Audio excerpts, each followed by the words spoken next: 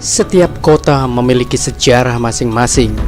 Setiap kampung memiliki cerita masing-masing. Setiap rumah memiliki kisah tersendiri. Dan kisah berikut ini adalah kisah hantu yang terjadi di sudut utara Yogyakarta. Saya tinggal di sebuah kampung yang konon dulu lumbung bekas korban PKI. Cerita itu benar atau tidak, yang jelas banyak tetangga mempercayai kisah tersebut. Dulu orang tua saya ngontrak di sebuah rumah petak sederhana. Saking sederhananya, harganya pun sederhana. Pemilik rumah menyatakan dari seluruh rumah yang dikontrakan, rumah ini adalah rumah yang termurah.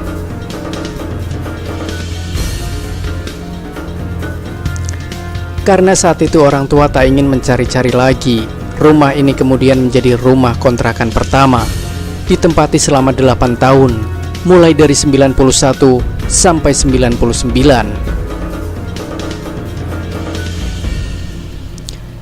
Sekilas tak ada yang aneh. Namun, kalau dilihat dari luar rumah ini, memang singup seperti ada makhluk asing yang menempatinya. Awalnya saya tak yakin, begitu pula orang tua saya. Tapi saat itu sang pemilik kontrakan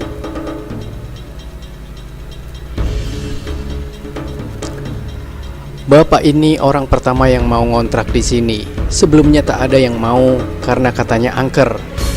Makanya saya kasih harga paling murah. Bapak saya tak peduli. Toh asal dia tak bisa mengganggu kita. Kenyataan lain, perkataan pemilik kontrakan bukan isapan jempol belaka.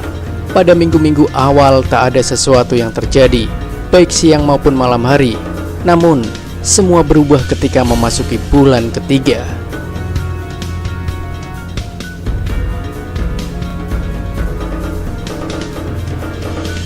Setiap maghrib saat bapak hendak pergi ke masjid dengan motor, selalu ada keanehan terjadi pada motor.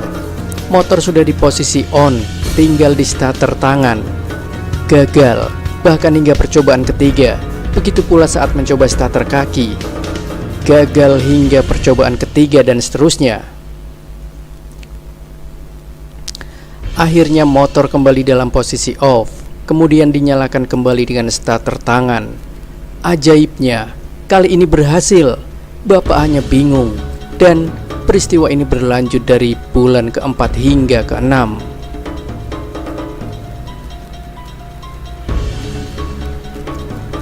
Jika bapak diisengi saat maghrib, gangguan yang sebenarnya akan terjadi selepas maghrib. Kadang ada ketakutan tak jelas di langit-langit, tapi gangguan lain lebih banyak terjadi di area pagar.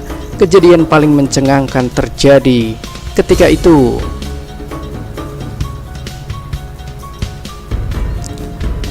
Saya adalah orang terakhir yang tidur. Maklum saat itu musim film Baywatch atau MacGyver. Jadi sayang untuk dilewatkan.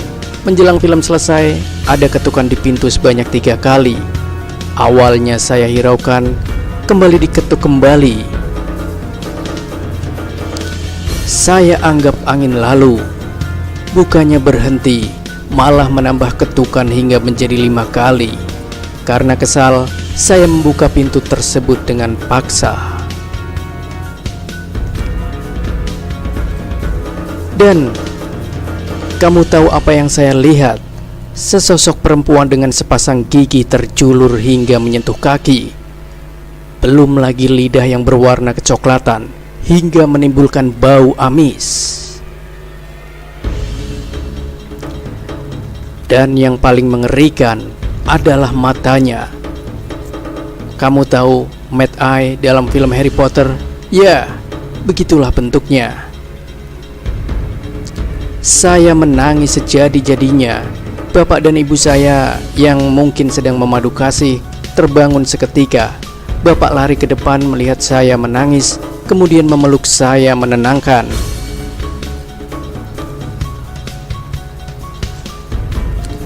Saat bapak mengecek keluar, tak ada apa-apa. hanya angin yang berhembus dari selatan menuju utara.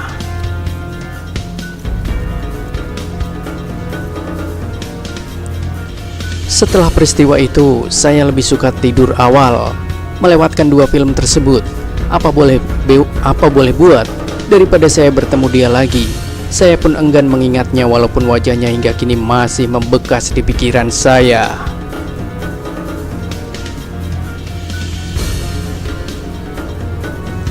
Esoknya, giliran bapak yang mengalami kejadian serupa. Bapak melihat ibu sedang duduk santai di ruang tamu dengan menggunakan gaun merah. Saat dipanggil, ibu bukannya menoleh, tapi lebih memilih keluar rumah. Lantas, bapak pun mengikuti langkah ibu. Saat menuju halaman, terdengar suara ibu memanggil bapak dari dapur. Karena terkejut, bapak menoleh ke belakang dan menjawab panggilan ibu. Namun, sepersekian detik bapak berpikir, kalau dari belakang suara ibu, maka di depan bapak itu siapa? Saat kembali menoleh ke depan, dia sudah tidak ada, hilang, lenyap tak berbekas. Bapak hanya kebingungan.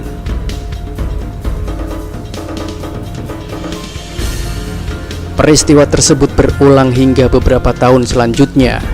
Sampai-sampai kami terbiasa dengan tingkah laku dia, suka muncul dan menghilang tiba-tiba.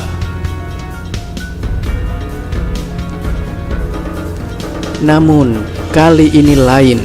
Ibu mengalami peristiwa tidak biasanya. Saat menjelang tidur, ibu memperhatikan ruang tamu. Ternyata ada dia, lampu dimatikan. Ia duduk sembari menundukkan kepala dengan rambut terjuntai hingga menjulur kemana-mana. Lampu dinyalakan, ia menghilang. Lampu dimatikan kembali. Kali ini ia berdiri di pojokan sembari kepalanya menghadap tembok. Tapi dari sekian malam, hanya malam Jumat Legi yang paling menakutkan. Bapak pulang dari latihan karate saat maghrib. Dulu saat maghrib daerah perumahan Banteng Baru adalah daerah menakutkan.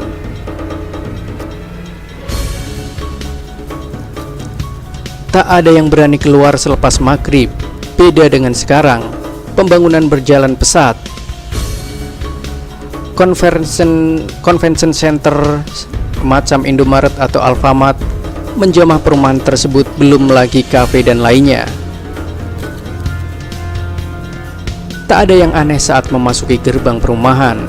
Namun, sesampainya di lapangan sepak bola, sekarang berubah menjadi Indomaret, ada yang menggelendoti bapak.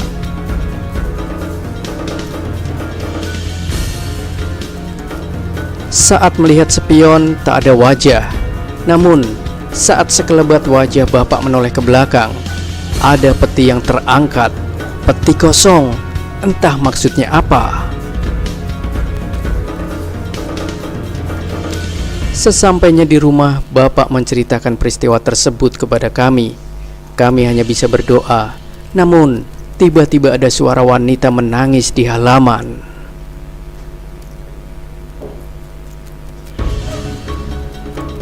Saya dan ketiga adik serta ibu hanya duduk di ruang keluarga sembari berdoa.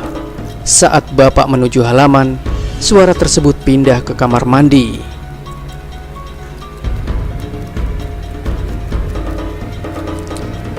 Dikejar lagi, suara pindah ke kamar tamu. Dikejar kembali, kali ini suara tersebut pindah ke dapur.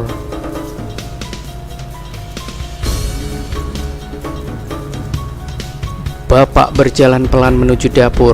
Sesampainya di sana, suara tersebut menghilang.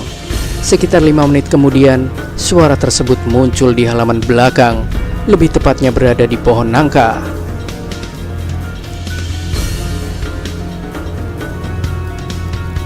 Dengan berbekal tasbih dan Al-Quran, bapak mengajak ibu bergegas ke pohon nangka, sedangkan saya ditugaskan menjaga adik saya.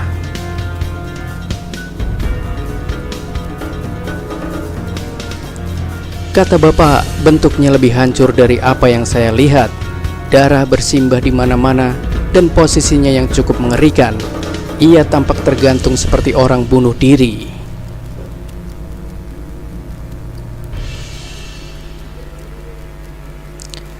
Saya tak tahu mengapa dia sampai gantung diri. Yang jelas kata bapak, ia minta didoakan supaya arwahnya tenang.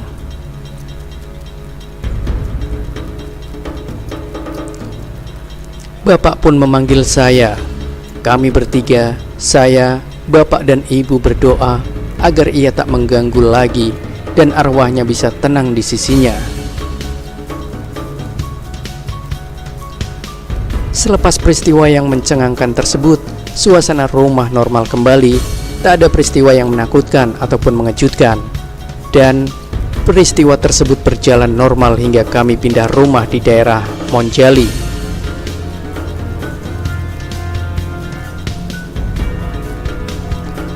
Kami pun hidup normal dan lebih menikmati hidup. Namun, beberapa hari setelah kami pindah, penghuni kontrakan lama yang menggantikan kami datang ke rumah dengan wajah pucat pasi.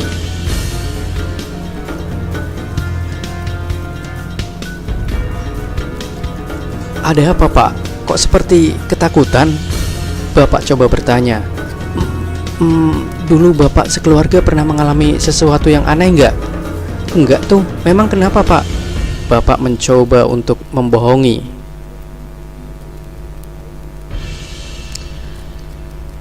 "Kemarin saat malam saya tidur di kamar tidur.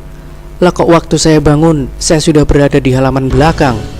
Wah, saya nggak pernah mengalami kayak gitu, Pak. Serius."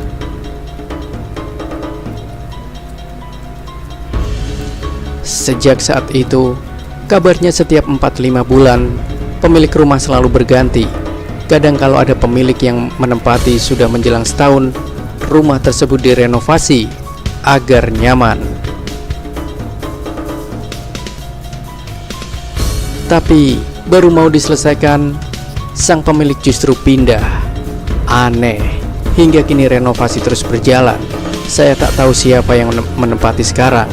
Yang jelas saat ini ada julukan untuk rumah tersebut, Kandang Bubrah.